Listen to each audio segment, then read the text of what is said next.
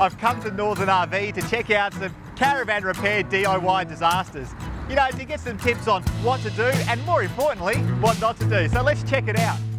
This is Ian Broomfield from Northern RV, and Ian, this place is massive, it's really big, and look, no doubt you've seen your share of big service jobs and, dare I say, big DIY disasters. I've seen all of those, Max. We do a lot of insurance jobs. We fit out solar, gas, diesel heating, the whole lot, and we have a lot of disasters. We even have an old combi van down here I'll show you later we've done up, but I do have one great disaster here now, and I think you'd be interested to see it. Is it a horror story? It could have been a horror story, but we're making it into a fairy tale. I've got to see this. Well, what we've got here, Max, is a 1980s van. The guy tried to refurbish it himself, but he made a lot of rookie errors. So we'll come inside and I'll show you what he's done. Oh, Ian, what has this guy done? He's gone the full DIY Reno, but he's given himself some natural aircon instead. That's right, Max. He thought he'd replace a piece of aluminium on top, but these roofs aren't made to walk on. And when he was up there, he came all the way down. Lucky he didn't hurt himself badly, but he's ruined the roof. And after 6 months, he's progressed nowhere. So he brought it to us.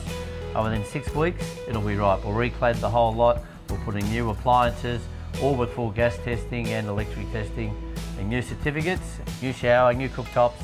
You'll have a new van, basically. And I'd imagine no more hole in the roof either. No, we'll put a hatch here instead so he can look out and get some air. Don't tell me, the owner of this van hit a tree and he's damaged the top of his cladding. Correct. It's an insurance job. It's a common thing, Max, where people hit trees like that. But we can just replace the top cladding without taking the whole lot off. The J-mold needs to be taken off as well. And then you have to make sure it's waterproof. So we do a water test after it, and we help him with his claim all the way.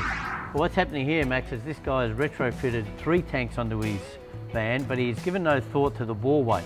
Now, he's got about 300 kilos worth of weight here, which is making his total bore weight about 500, which is illegal. Voids his insurance, so we're relocating one. We're taking tanks out of here. We're putting this grey water tank at the rear, so therefore it won't affect his bore weight, and he'll be ready to go. But he'll be using this grey water tank as a freshwater tank instead? He can use this as a grey or fresh. It's made of food grade plastic. We have a number of tanks we supply here, and this one can be used either way. So 500 kilos on the ball, Ian, it's just unsafe. It's unheard of. And if you're an insurance problem, you won't be insured either. Like 350 is the normal legal limit. For a big four-wheel drive or a dual cab ute? That's correct, Max. So people should leave it to the experts to come in. They know the bore weights, we know what's what. We weigh the van after it and we make sure everything is okay. This guy is also having a gas heater installed at the same time, so he's killing 2 birds with 1 stone. Ian, what are some of the common problems that you have with hot water heaters? Well, the main problem is, Max, is people don't take care to do a service on it. They all have a sacrificial anode. Now this one has gone down to there. The original one is this. So every 3 months, even if you're not having used it that often, have a check of it. When it gets to about half this size, then you should replace it, because if you don't, if I tip this up, Max, you'll see what comes out. And that's what happens when you don't change a $20 part. You're then up for another $600 hot water service. So the sacrificial anode, Ian, how often should you replace it? Depends on how often you use your van, but I'd suggest you at least check it anyway every 3 months. It only takes half an hour to check it. If it's getting down to half the size of the original, then buy another part. $20 we sell them for. Put it in yourself at home, half an hour. Ian, I can see that you guys can service all makes and all models of caravans, but this combi, this is just an absolute ripper. Yeah, this is a pet project. He's about to go around Australia. We've decked it out with a sink and a fridge and a cooktop, and he's ready to roll. Can we take a look inside? Yeah, we sure can. Ian, point some of it out, mate, because this looks fantastic. So what we've done here, Max, we've put in all this furniture here, storage, a sink, a cooktop, a fridge. Under here is a little bit of storage, but it's where we put his water tank so he can have fresh water, and if he wants, there's an external shower out there he can have a shower with as well. So we listened to the client, it's everything he wanted, and he's really happy with the end result. Now, what part of this fit out are you most proud of?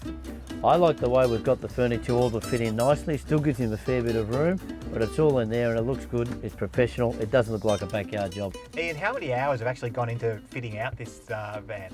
Well, this one here we've been working on for the last month, but quite a deal of it was designed before we started to do anything. And then once we got all the parts going and rolling, it only took us about 2 weeks to put it all together. That's not bad, is it, really? No, it's pretty good, but we thought a lot about it before we started. It's so old school in here. You got this big bus-like steering wheel, clunky gear shifter, this sort of dash-mounted handbrake.